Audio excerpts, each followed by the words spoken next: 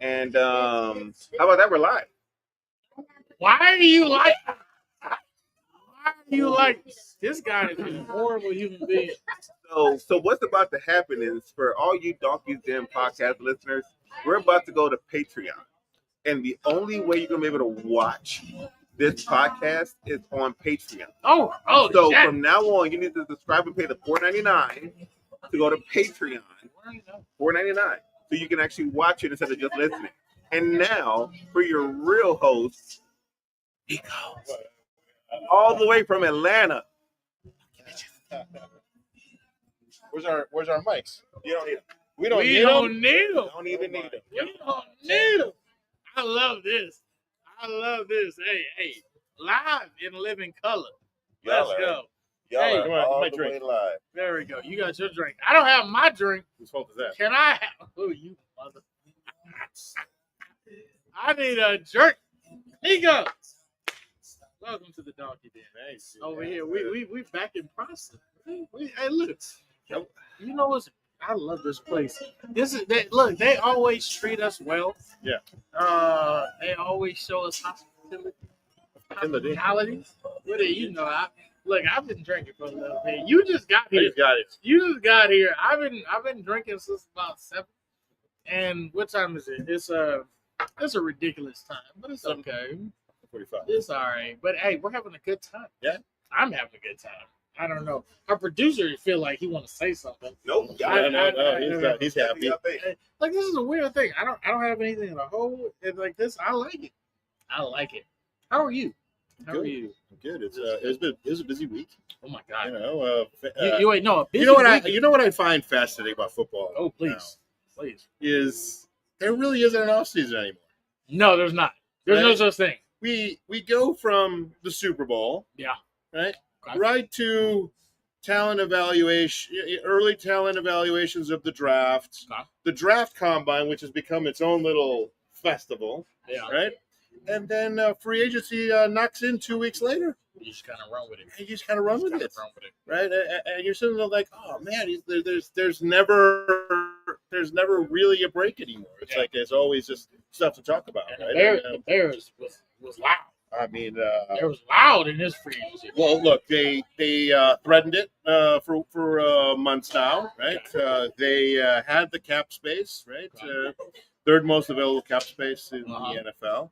And they came out blazing, right? I mean, before even free agency started, they picked up 2 legitimate starting offensive guards, right? Now, Joe Thuney is Pro Bowl. 3-time Pro Bowler, 3-time 4-time Super Bowl champ. Is it 3 or 4? He's a 4-time Super Bowl champ. 3, 4. No. 4 more than whatever the Bears have, right? Yeah. Jonah Jameson, he was a bit of a surprise, right? I mean, but Ben Johnson knows him. Well, he knows. And we'll talk about it in a minute. We have our host. Can we one time have our host? Can we just one time have our host? One time for the host. All right. He gonna come back. He'll come back. I'm gonna keep drinking. That's fine. So, yes, he does know him. He is on the right side of 30, so I think that played a role in the decision to go that direction. Okay. Right? I mean, if we remember from a previous episode, I was rooting for Ziegler, right? The other guard who was on the wrong side. He was on the wrong side of 30, right? So they decided to go younger, but similarly familiar with the Lions system. So yeah, it was auspicious. But to me, the coup de grace was getting Dahlman literally 7 minutes after. I think we all agree that was necessary. I mean, look, there were other centers available. They could have gone the draft route as well. He was the best center of it. Yeah. Right. He was the 4th ranked center in the entire NFL according to PFF. Yeah. He was literally he's literally going to be the linchpin on the interior of the line. Right. You know, and by solidifying it in this manner, right, all of a sudden it opens up what they can do in the drafts, right? They're not. In fact, you can make an argument that they shouldn't be drafting an offensive lineman in the 10th pick. They should not. They should not. I don't think so. Well, I mean, I don't think so. Braxton But Jones you is still his you guy. know what's funny about it is, so I was listening to ESPN. Okay. All right, and obviously, was the wide receiver that had all the concussions. He's a staple there. He has a whole show. Irvin? No, the wide receiver for us. For us. For us, he Oh was my a wide God. receiver in the '90s for us. He has a whole show on Brandon Marshall? ESPN. Brandon Marshall. Oh shoot. Alshon Jeffrey. No. No, in the '90s. Anyways, so I was listening to ESPN 1000, Okay. and both him and his co-host, Waddle? Tom Waddle. Yes, it is. Oh, okay. It is Tom Waddle. So no, it is Tom Waddle. There, but So had to respect. Waddle was, they were both arguing, and they both were in agreement that we needed more offensive linemen. And I'm sitting here like, okay, yes, we do, but we still need playmakers. And to waste a offensive lineman at number 10, I think is I don't think that's necessary. Well, it's interesting you say that because I really think one of Poles' deciding factors was the combine. So the number one available offensive lineman in this year's draft is Will Campbell from LSU. Yeah. And he came in to the combine, and they actually kind of expected this, but he measured at a below average 32 arm reach. Okay. For guard to me. For comparison's sake, Braxton has a 35-inch arm reach. So there was belief that he was basically all the top offensive linemen did not really, test phenomenal, right? And there's a really good chance a lot of them kind of slip. Meanwhile, certain other players tested off the chart. And, the thought process has to be with this 10th pick that you have to go for the home run. Okay? And I think it's a fair Blue assessment. Boise State.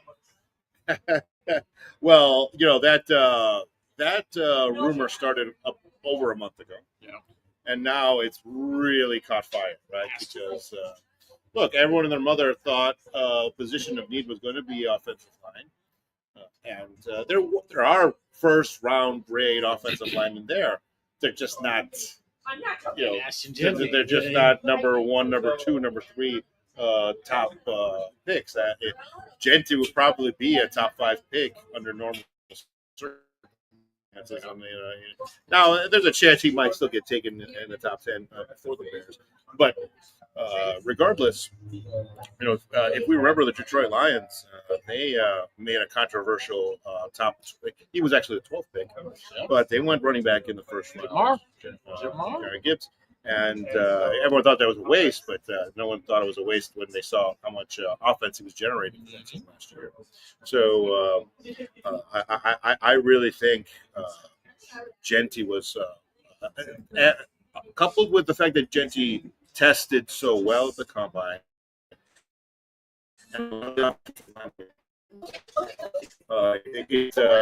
it's something that kind of drove the decision. Why don't we trade for 2 guards and sign the best number? So let me ask you. Sorry. So let's just grade the Bears off. And when I said Bears off, I'm adding in coaching, the coaching assistants, the free agent acquisitions, the trades, everything. Where do we stand? Well, I like to look. One of the things I think we should look at is how the Lions kind of had their personnel, right? And this is from previous episode. I kind of said, Will, I thought Keenan Allen was not going to sign with the Bears. No chance. Of course not. You know where he went? Went back home. He went back home. And God bless, right? I mean, he actually had when you looked at it, granted, he didn't light the world on fire, but he had an above average season. Right? Yeah. Okay. And going back to what I was kind of saying about him, do you know who the number 3 wide receiver was for Detroit Lions? Not even Yeah, close. exactly. Right.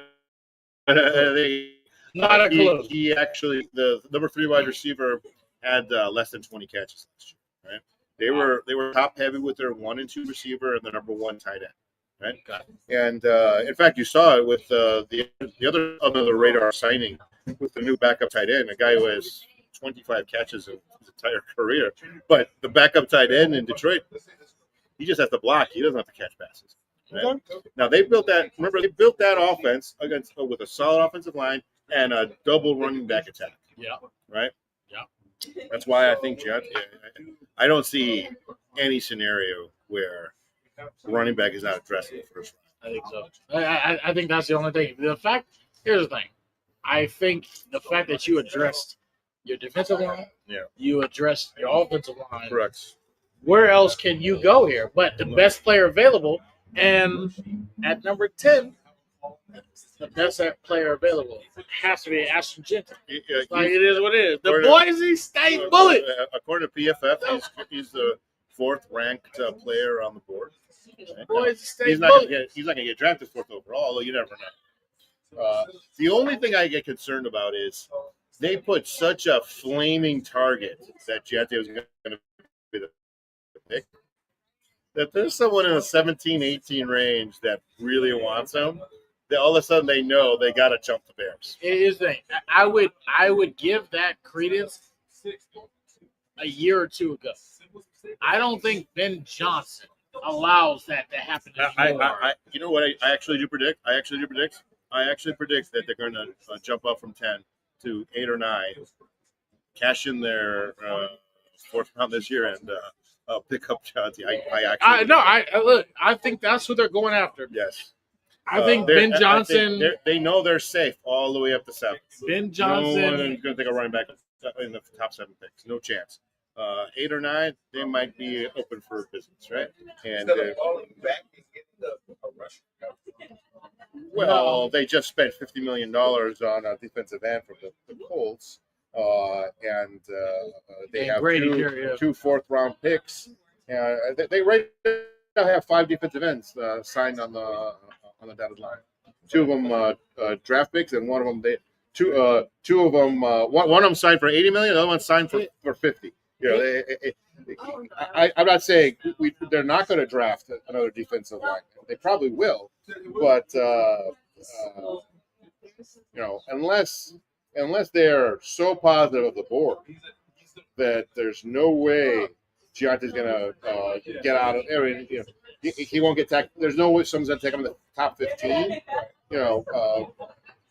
This is my prediction, right? I mean, your polls can go backwards and get that an additional 2nd round pick. Probably that would probably be his preference, right? I mean, I don't think they were so aggressive getting offensive linemen this year. Yes, they're so aggressive, extremely aggressive. Yeah. I mean, one of the things I was talking Joe about, Tooney throws a lot of things out the window. Like the fact that they went out and got him. You're talking about a Pro Bowl, 4-time Super Bowl champ. Yeah. That throws everything out the window. Three-time Pro Bowl, 3-time Pro Bowler, 4-time Super Bowl champ. Yes. Right, and most importantly, and we kind of mentioned this before with the defensive lineman pickups, an actual veteran line. Yeah. Who could be their cap? Who could be an actual captain? Because one of the things I railed on the Bears last year. One of our captains was Marcelo Lewis, who had 4 catches all year. I am sorry. If you're not participating in the game, what influence do you really have in that locker room? So you got to be something. So here's the thing. This is where I'll give you your flowers. Javon Dexter. I think he's a talented player, and I'll give him credit for his talent. Yeah. But I think he's only good with a person like Grady Jarrett. So to compliment him, yeah. And I think now Javon Dexter looks like a monster to be reckoned with, because Grady Jarrett is going to take up those tackles that Billings couldn't do. Well, one of the things I got to remind you of is Billings had a season injury after like week 6. Dexter's performance fell right off the table. He didn't have anybody. He didn't have anybody next to him to occupy space. Now you have a former Pro Bowler right next to him. Right? It completely changes the paradigm of his skill set. I really think there is a very good chance he has a monster year this year. Okay. Yeah, the first 3 games he was phenomenal, and then it just fell right off a table, and I'm like, what the hell happened? And obviously, defensive tackle depth was a problem. Oh, 100%. Once the injury went down, it was a rough. When Billings went down, it went sour. So it shouldn't really be a shock that they went that route. I will say this: I was a little surprised they went so aggressive after Grady Jarrett because they didn't even let him have a day of free agency. What if that defensive tackle from Michigan makes it to 10? Like, don't you want any flexibility to say, hey, this guy, But this is then number one on our board? who's the veteran to teach him? I'm just saying, if he is similar to the situation from 3 years ago, right? That's how we had our shot bet. Yeah. Right? What was the shot bet? Remind me. So look, I remember I was sitting at the bar waiting for you to get off the plane and come to the bar and meet me. Yes. We were going to take 3 shots of tequila in celebration. Yes. For Javon, why can't I remember? Carter. Javon Carter, out of Georgia, a premier potential Hall of Fame defensive tackle, generational talent. Yes. We were going to celebrate this because he he fell. Yeah. He fell all the way down, and then you literally got to the bar right at time, right at 9, and then we heard the news. And then we heard the news. Trade.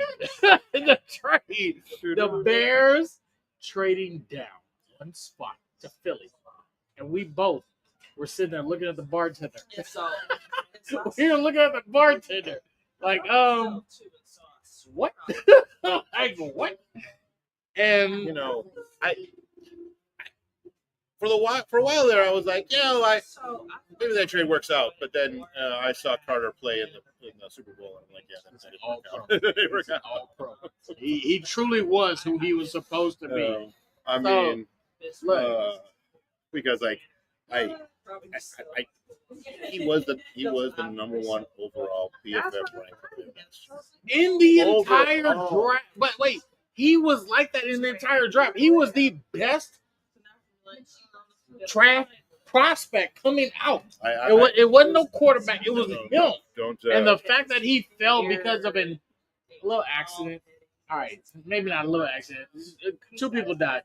But I mean, I don't remember all the details. But what I do remember was he was there, available. He was the best player in the draft. And he fell to us. And they passed. We were ready. We were ready to get for drunk. A 4th round pick. We were ready to get drunk. Who you know what they did with that 4th round pick? That was Keenan Allen. That was Keenan. You're right. Yeah. We passed on him for 1 season. We were ready to get, and now he's back to where he was just at. Yeah.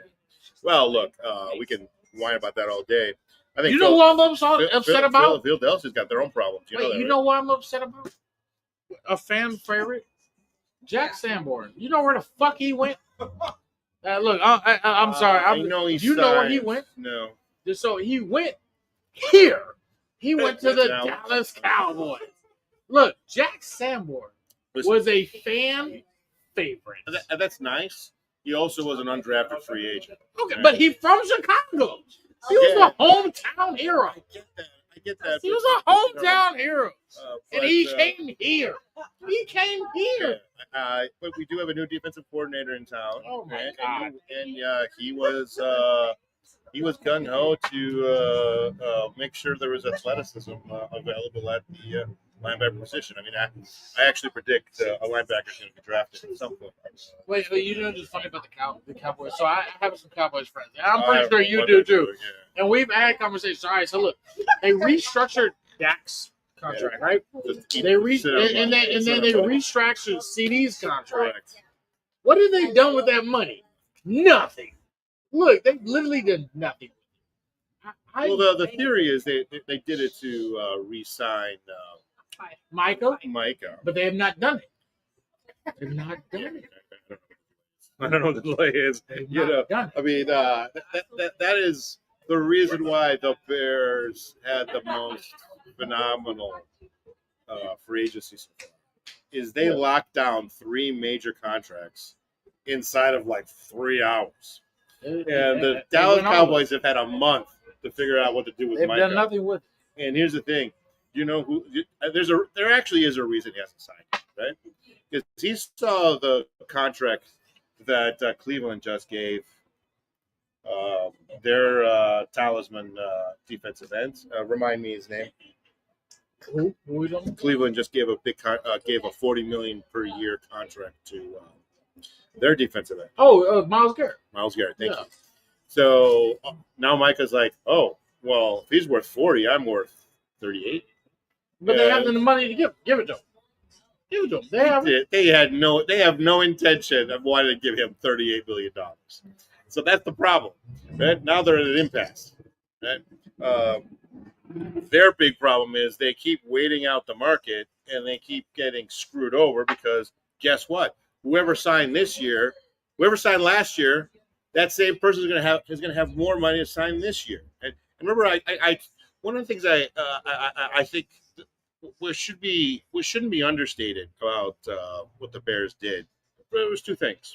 First of all, Foles saw the free agent market moving the way it was, right? And because there was a huge problem. And I mentioned this before. I mentioned this earlier when we were talking about the top available guard in the draft. Yeah. Well, at that time, Trey Smith was available. Smith was over, and he hadn't been franchise tag. You're right. But I predicted Trey Smith was not going to make it on the Bears because New England had so much free agent money. They could throw it at a bunch of people. That wasn't the reason why he didn't make it. But yeah, I got you. Hey, fair. Right. So Pohl said, you know what? Screw that. Let's trade for a couple players instead of chasing because they wanted 3. Signing 3 would have been impossible. So they said, let's trade for 2 and push our chips in the middle for Dalman. Right? And if you recall, I predicted Dalman a month ago. I didn't argue with you. Yeah. All I said was you wanted Smith and Dalman. Exactly. That's all I said. I was like, I'm not against Dalman. I just said, hey, can we get both? But now when they franchise them, I can't do anything. But you know what? Second best. We'll take your other Pro Bowl lineman. You could make an argument that they actually came out ahead on that because Tooney is only signed for $16 million.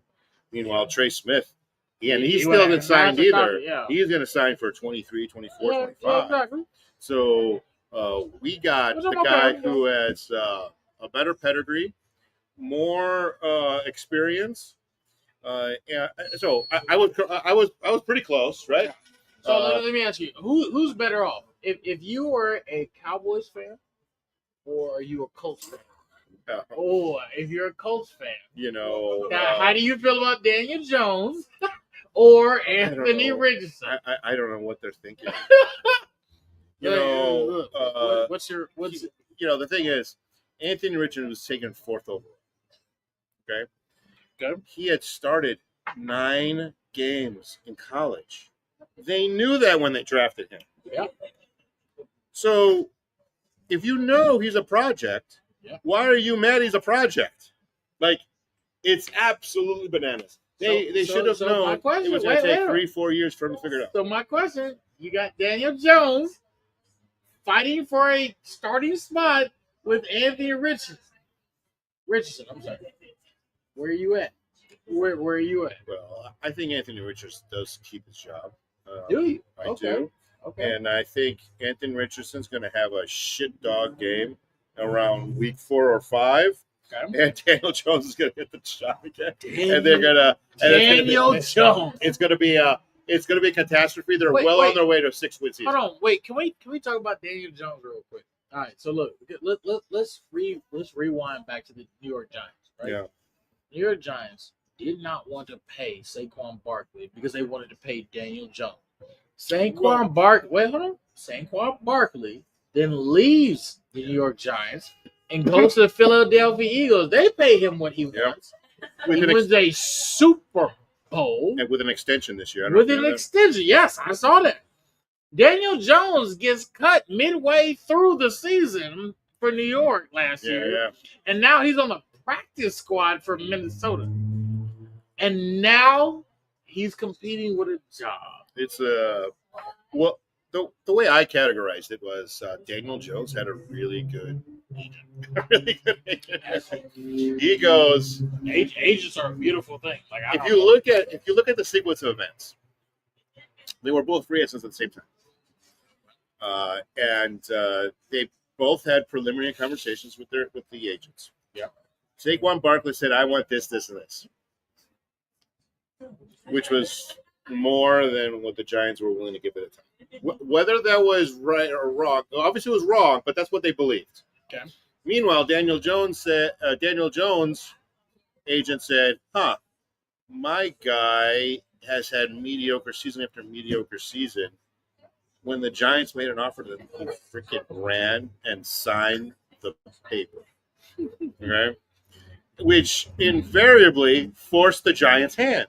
What do? They franchise tag Barkley instead of giving him a legitimate long-term contract. And then Barkley gets injured. Now you don't know what his valuation is. Yeah. Right? It was very similar to what happened to Adrian Peterson about 15 years ago. And he tore his ACL. I don't know what you're worth. Vikings let him play it out. Eventually signed a big contract, but off a major injury, it's hard to put a valuation on a player. Obviously, they were dead wrong, but like I said, the agent of Daniel Jones was a sharp cookie. Like he saw that money and said, "You grab it and you run to the bank." And quite frankly, if Latrell Sprewell had a better agent, he would have. He said Latrell Sprewell. Oh my God, what's going on? Instead of saying I can't feed my family with $30 million, he should have ran and said, Latrell Sprewell. All right, so let me ask you this. We're talking about the Giants. They're now in conversation, and they're being patient with none other than the douchebag of all, Aaron Rodgers. Well, like they are willing to wait for his decision, but they want him. I really believe Aaron Rodgers is using the Giants as a negotiating ploy against the Pittsburgh Steelers. Is Aaron Rodgers, does he still hold this status? After what we saw with him in the Giants, does he still hold this credibility? The Jets. I'm sorry. Does he still hold this credibility to be able to garner this respect? Because we saw what he Jets season 1, first game, tears his Achilles, he's out. Second game, the first half of the season, he's trash. Then he starts to bring it back. Does he still hold this respect?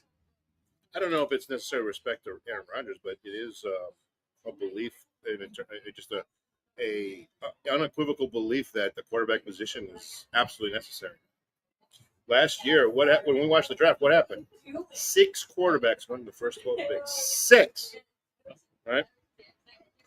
I firmly believe 3 are going to go in the top 10 this year, right? Everybody's desperate for the quarterback that's going to take them above Mahomes, and of course now. You think a 41-year-old quarterback? I don't think so. I think it's an absolute bananas. I think the Pittsburgh Steelers would be absolutely crazy to do this. They should have. Where's Russell Wilson? Why don't they just re-sign him? Well, here's the question. Justin Fields is gone. He's in Europe. Well, let me ask you a question. The question is, who would you rather have, Aaron Rodgers or Russell Wilson? Russell Wilson. Right now, First of all, Russell Wilson's not some spring chicken. He's on the wrong side. Okay, neither is Aaron Rodgers. I agree with you on that, but that's an unequivocal truth. However, the question is, who has the pedigree and who had the better season last year? Russell Wilson? No, he didn't. What? Aaron Hold on. Producer, help me out, please. Wait. Russell Wilson had the better season than Aaron Rodgers. Aaron Rodgers struggled in the beginning of the season. Wins and losses, true. Actual QBR, passing rating. All right, show me the stats. Show me the stats that makes Aaron Rodgers better than Russell Wilson last year. Now, if you had asked me the ultimate truth, though, because here's where Pittsburgh Steelers fucked up. They should have just committed to Justin Fields. I don't. You're not going to argue it for me. Yeah, I don't know what they were thinking because there's no reason Pittsburgh can't pay him $40 million for 2 years. I mean, it wasn't even an expensive deal for a starting quarterback. It's not. They had him, and they saw him win there. There 4-2. and there was plenty of rumors that there was many people on the Pittsburgh coaching staff that said he shouldn't have been benched. I agree. And what did Russell Wilson do the last 5 games? Lost 5 games. He lost. It was a complete catastrophe. He lost all of them. You know, I think Russell Wilson's is washed. Producer, you find that stat Aaron Rodgers versus Russell Wilson? Keep going. Okay. All right. But like I said, I really believe Pittsburgh fucked that up. No, absolutely. Right. Because we're talking about shit and really bad dog shit. We're not talking about filet mignon. And not that Justin Wilson doesn't have his own faults, but now at least you're putting your chips in the middle of a 26-year-old, who was standing on a podium for a Heisman, right? You sit there and he was there last year. He won last year. They benched him for draft capital reasons, which is bananas, right? I mean, you don't know. Well, what if he kept improving after that 6 games? What if they threw out? All right. So what if they threw out? What is that? What is these? Are these stuff? Russell Wilson versus Aaron Rodgers. Oh, okay. So fantasy. Okay, I'm gonna give you the stats. Okay. You're gonna tell me. I'm listening. So QB1, the first QB threw for 2,400 yards. Okay. 16 touchdowns. Okay. 5 interceptions. Okay. And ran for 155 yards. Okay. The second QB threw for 3,900 yards, 28 touchdowns, 11 interceptions, and ran for 110 yards. I'm guessing QB second is Aaron Rodgers. This is correct. Aaron Rodgers finished QB 15 overall in fantasy. Overall 4. So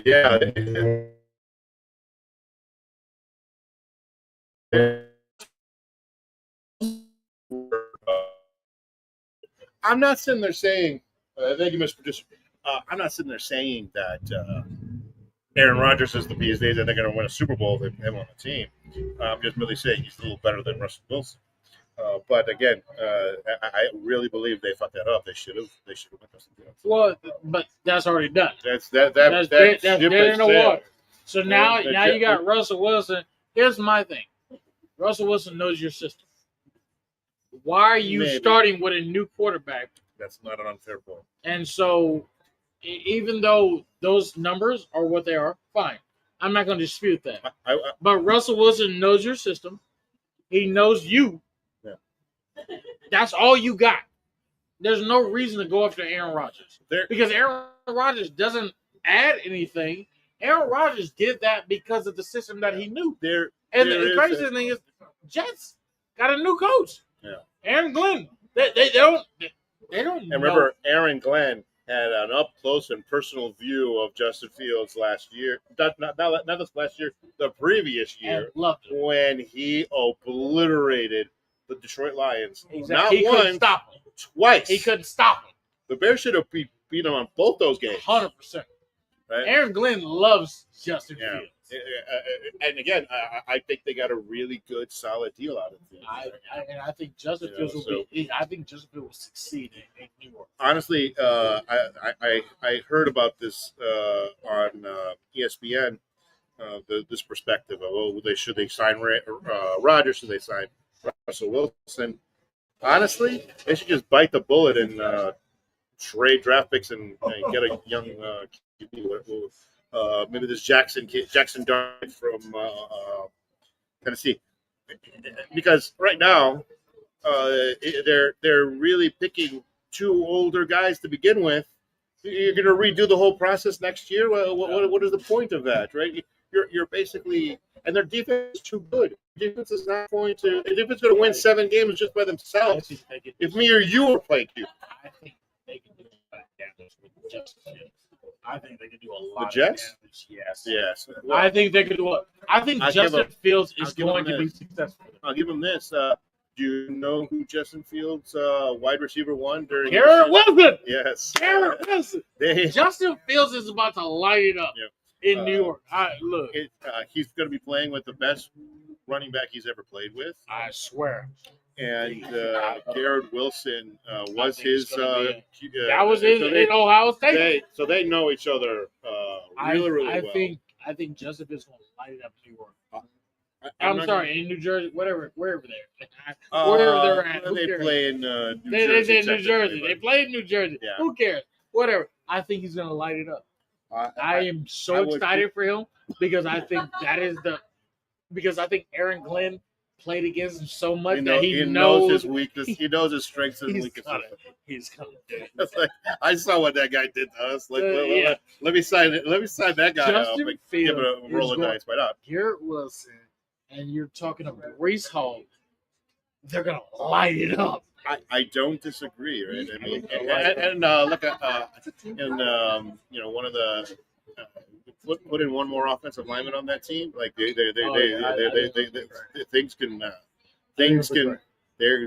could do some damage, right? I think it'll be great. But producer, what else we got on the docket? Iman Shumpert and Tiana Taylor got a divorce. Actually, I don't give a fuck about that. You know what I want to talk about? Hold on. I want to talk about Stephen A. Smith and LeBron James. That's what I want to talk about. Hold on. Wait. Come on. Go for it. This is what I wanted because that shit sounds. And let me tie this into an interesting perspective. Yes, sir. I was thinking about. Yes, sir. So at the combine, right? Players go through. Hold on, let me get there. I'm listening. At the combine, players go through. I'm listening. Measurements and interviews, and hopefully, not everyone, but they at least show up. They at least answer questions. All that stuff. Okay. And there was 2 big pieces of news that came out of the draft. Interesting. The big piece of news is Cam Ward has solidified himself as the top-rated QB. Right? He is going to be the number 1 pick in this draft. Is that by default, or is that because? Because Deion said?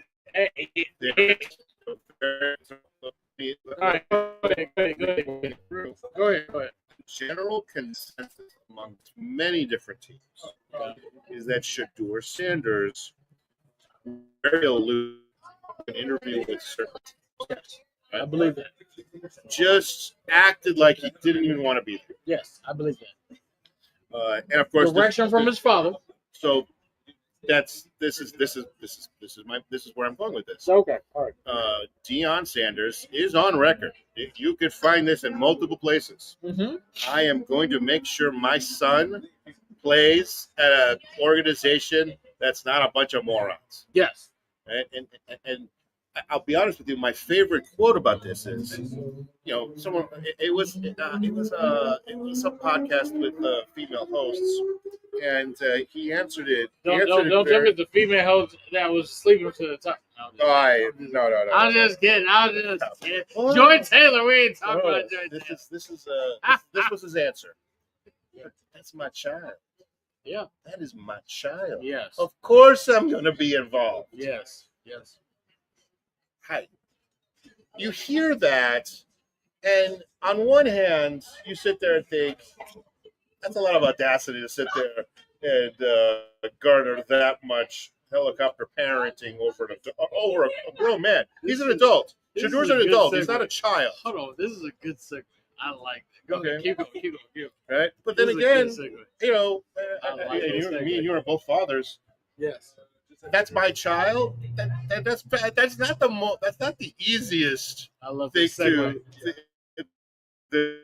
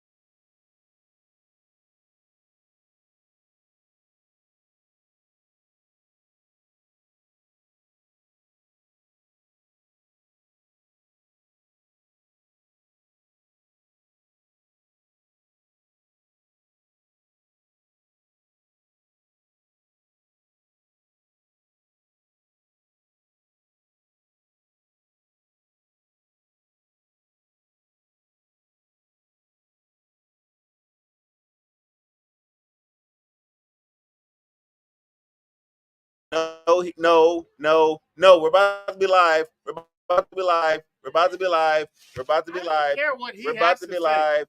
We're about to Look. be live. And we're live. We're live. We're live. We're live. We're live. We're live. You're right. We're live.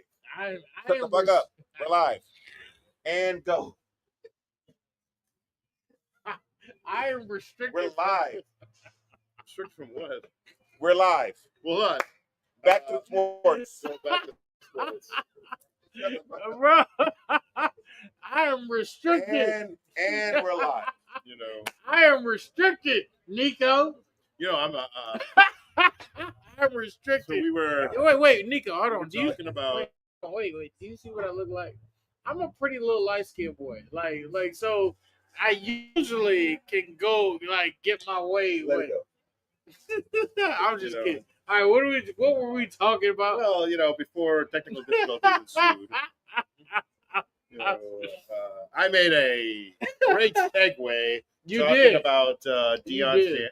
talking about the draft, Yeah. starting with the draft, right? Because look, I think this draft, last year's draft, every draft That wasn't your for segue. the hold on, Okay. I'm restarting it. All right. Every draft moving forward is going to be about the QBs, right? QBs are always going to get taken top of the ticket. And for this entire college football year, the QB that garnered the most attention was Deion Sanders' kid, Shador. Yeah. Yes. He checks a lot of boxes, and there was multiple organizations saying he was going to be the first pick of the draft. Yeah. Combine happened 2 weeks ago. Yep. Now, not every most first round lock picks don't participate fully in the combine. It's just the risk is too high. They participate in where they think they're going to shine. And for both Shador and the other top of the ticket QB prospect, Cam Ward, that mostly had to do with interviews. Right? Of course. A lot of teams interview, especially certain teams picking in the top 5. Okay. The general consensus out of the combine was that Shador Sanders acted very aloof, acted like he didn't want to be there, and turned off a lot of teams. Okay. And basically has solidified Cam Ward as going to be as the future first pick of the draft. Yep. Now, the inside baseball information on this is Deion Sanders is telling his child who to act like you want to be there and who to not act like you want to be there. Of course. And professional athletes and their athletic kids, I imagine there is a special bond that might be a little protective. And of course the big story, non-football story this week was the Lakers and LeBron James LeBitch James. acting like Can we call him LeBitch James? Well, I've never been a huge fan of LeBron for a couple of reasons. LeBitch James.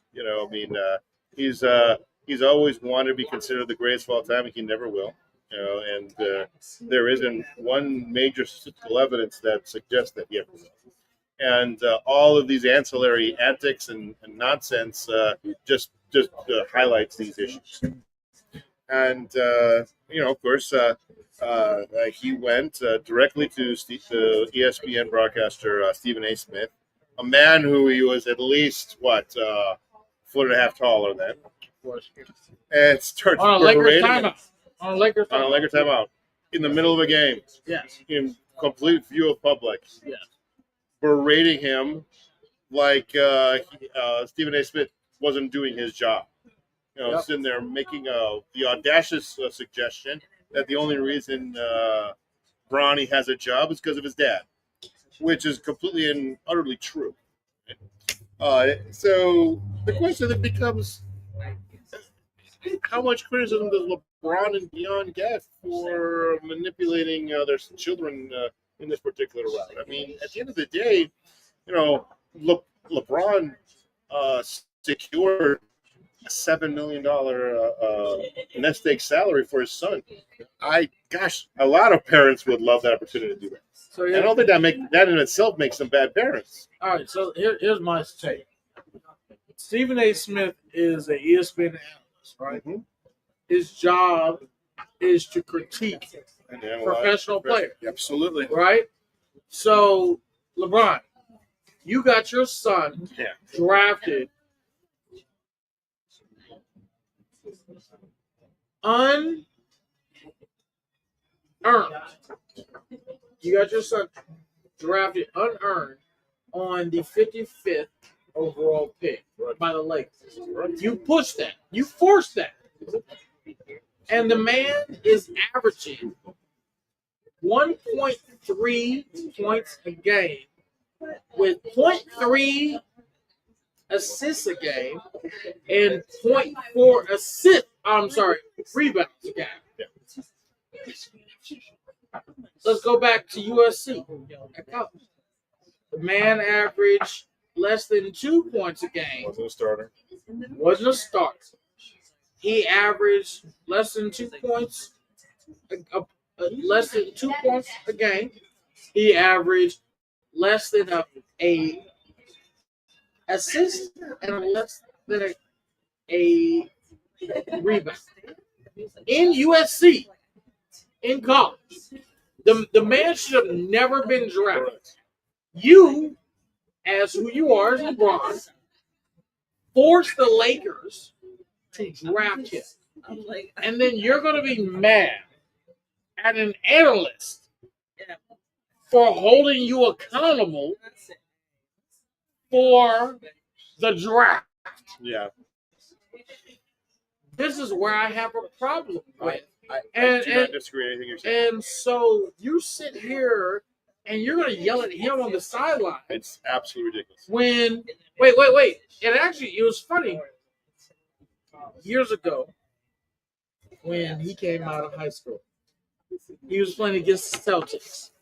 And KG and Paul Pierce got into it on the sidelines, and they got into a fight. His mama came in to save him. You know what he told his mama? Paul Pierce's mom? Or? No. LeBron's mom came to save him. You know what LeBron said to his mama? Sit your ass down. I don't remember this at all. Look it up. I will. Look it up. Like this, I'm not saying anything that's false. He told his mom, sit your ass down. Because I'm a man and I'm a handler. But yeah, you're about to be a bitch and protect your son. Tell me how you really feel. No, because let's just be honest. You're protecting your son from an analyst from talking. But yet you told your mom to sit down when KG and Paul Pierce was about to line you up. They was about to line you up. Let me. There's nothing you're saying I'm disagreeing with, right? At the minimum, you got to do that behind closed doors. If you did it behind closed doors, nobody would say anything. One, we would have known about it, and no one would have said anything. But I want to bring up this perspective because again, I don't disagree with anything you're saying, right? He has been inappropriate, helicopter parenting. But he's the reason he's in the league. And here's the thing: he's taking away it's taking away a spot from someone who would deserve to be there. That's what's going on. You can spin it any way you want. That's the truth. But let me categorize it with a different question. Do you also believe what Dion's doing with Shedeur? I think that's different. It's a different context. I know. I think it's different. But at the end of the day, is it not helicopter parenting a grown man? There's a difference with wanting to put your son in the best position possible versus protecting them from criticism. There's nothing that you can justify that's saying that Bronny James deserved to be on the Lakers. There's nothing that you can justify that. Yeah. And so there's different. If you're Deion Sanders saying, hey, I don't think he should be on the Giants. Yeah. or I don't think he should be on the Titans. That's a different story than you already put this bastard on the Lakers with no justification. Yeah. And now you're protecting him. If LeBron said, if Bronny James was justifiable drafting, and you said, oh, I don't want him to go to the 76ers. Like, oh yeah, I don't want him to go I don't want him to go the Atlanta Hawks. I don't want him to go to Cleveland. Yeah, I don't want him to go to that. That's a different conversation. Yes. You brought him to LA, so now he gets all the criticism. But going back to my thesis here, and I want to put this in context because let's not forget, Archie Manning did that for Eli Okay, 20 years ago, right? sure. He said, I don't want him to play for the Chargers. I want him to play for the Giants. Fair. Right? Forced to trade. But then what happened? Because we still criticized Eli for Eli. But was the father criticized? That's the question. No, but I wait, don't recall that. But the father never intervened. Archie never intervened after that. Maybe he didn't put himself on podcasts and reality TV shows. Wait, did Archie? But I assure you, he was. Did Archie intervene after that? After he said, "I don't want you to play for the Chargers," did he ever intervene after that? Well, but who? Wait, no, fine. No, No, fine. Hold on, wait. Here's the thing. There's the difference. Deion saying, I don't want you to play for this team, and then you go on and play for another team that he's okay with, and he takes a step back. Yeah. I'm okay with it. But here's the thing, LeBron. Let's call it like it is. We know what team we're talking about, right? Of we're course. talking about the Cleveland, Cleveland Browns. So wait. He doesn't know. The Cleveland Browns were LeBron bringing you shitty back then. Wait, hold on. LeBron bringing his son to the premier. It's not just any old team. Who's the premier NBA teams? LA, Celtics, Chicago. Oh, that is stop. Okay. Okay, stop. Chicago's not been relevant for a very long time. No, wait. No. But if you're saying premier, like we had a decade of dominance. We had a decade of dominance. LeBron. Okay, fine. Even if you take, all right, it's fine. But all right. But you're still talking about LA and Boston. Correct. You're talking about the two premier NBA teams. Correct. You forced one of the premier teams to draft your bum ass son to them and give him $7 million. Yes, not in the last one. Yes, in the second round. Well, there's only 2 rounds. So, but you made him. You made them draft him. There's a difference between Archie Manning saying, "I don't want him to play for the Chargers," or Deion saying, "I don't want you to play for Cleveland." There's a difference because I promise you, once Deion gets Shador where he wants, I promise you, he's not going to say anything else. Or just like Archie, once Eli went to the Giants, Archie didn't say anything else. But here's the thing: we're done talking about LeBron midway through the season when we're seeing this man average less than 2 points a game, less than 1 assist a game, and less than a rebound a game. He's a bum, and we're calling out for him being a bum. And you know what's really sad about it is the Lakers, especially after the shock trade of Luka. To me, they have a legit shot at least getting to the finals. A very legit, and not because of his son. Exactly. So he should be called out for it. This is a complete distraction for the organization.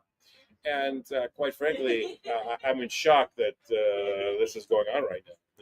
Hey, listen, trust me. Come playoff time, I'm rooting for OKC over the Lakers. I'll tell you that right. Did you see this with Jordan's son? Because Jordan's son was a bum. He was a bum. Did Jordan push to get him in the league? Maybe he should. No. But did he? He didn't because he knew his talent. Jordan's son was a bum. Because here's the thing. And just like now LeBron's youngest son. And can we put this into different perspective? Okay, let me hear it. what was the reason for the coddling? LeBron James has generational wealth. His grandkids won't have to work. Right. So what was the financial Because he goal wanted there? to play with his son. He wanted to be the first father and son duo. That is the epitome of Nepotism? not even nepotism. It's just vanity. Okay. Like it's complete vanity. Have we not seen that from him his entire career? This is who he's been. I mean, it started in 03, right? The decision, right? What was that? 2010. That was 2010. But yes. Whatever it was. Yeah. When he went to Miami. Yes, you're right. It was the epitome of vanity. Yeah, And he 100%. wanted his own special to tell everyone where he was going to open. Yes. And I'm gonna take my talents to South Beach. Ironically, a couple of years later, he said he regrets it. Here we are, 15 years later. He's doing it again. You know, this is about me. This is about me. This is about me. And I can't win a championship unless I'm playing with three. Ronnie was trash in college. He's trash in the NBA. He's okay in the G League. Okay. He's okay. But he's taking a spot from someone who exactly. And you forced the LA Lakers to draft this bum. But again, I really want to. I'll tell you right now. I'm one of the things I'm predicting about the draft.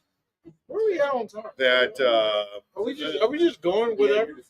Okay. Let's finish this one last segment. We're just going. Let me finish one last segment because obviously the NFL draft is this amazing show. I love the drafts. Absolutely, and, I do. And let's call it like it is.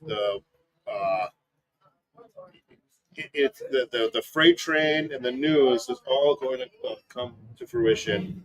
I pick number 2. Right? I don't know what Cleveland is. Right? Yeah. It is as obvious as a hurricane that Shadura doesn't want to go there. Of course not. And what do they do with that second pick? Do they trade down? They have to. Do they reach for Jackson Dart just to get a quarterback on that team? Like you don't know. That'd be stupid. I'd like to, or do they say, "Fuck you, you're coming to Cleveland. I don't care what you think," which is not. I would understand. But they don't get him because then he holds out. Dion knows how to play the game. He holds out. Because Dion already knows the blueprint. He's holding out. Yeah. He's not playing for them. Well, like I said, up to the leading to and up to that draft, it's going to be really interesting story. I'm excited. All right, look. It's like all right. So look, we got our thing. All right, 3 tequilas for Ashton Jensen.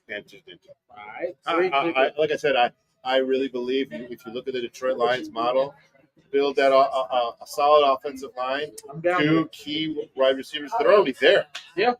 Right? Yeah. One Roman DJ. One top-notch tight end. They're already there. Yep. Get the 2-back set. Let's go. 2-back set. Let's go. We got it. And remember, I actually do predict Swift is going to get traded. I hope not. But I get what you're saying. All right. Well, look, if you're going to spend a 10th pick in the draft on a running back, you're going to throw him out there. Then why wouldn't they have traded David? Why wouldn't they traded David Montgomery when the Detroit did it? I don't think that's a blueprint. Me and you. Well, again, I think Roshan Johnson is much more the kind of back that Montgomery is. Fair. Yeah. Okay. So that would be their 1-2. That's my prediction, right? You're not gonna look. It's a bad way to construct a team by drafting a stud at 10 and making a $9 million player his back. Well, we already got our bet. 3 tequilas, Ashton Jensen. Okay. Let's go. All right, so you already got it. You close it out. Hey, look, I want to special thanks. Prosper Shakersons. Casey out here, he runs this shit. He's been so good to us. Appreciate you. I got my professor. I don't have my cowboy hat, but I'm still a cowboy. I don't know what y'all think. I'm still do this.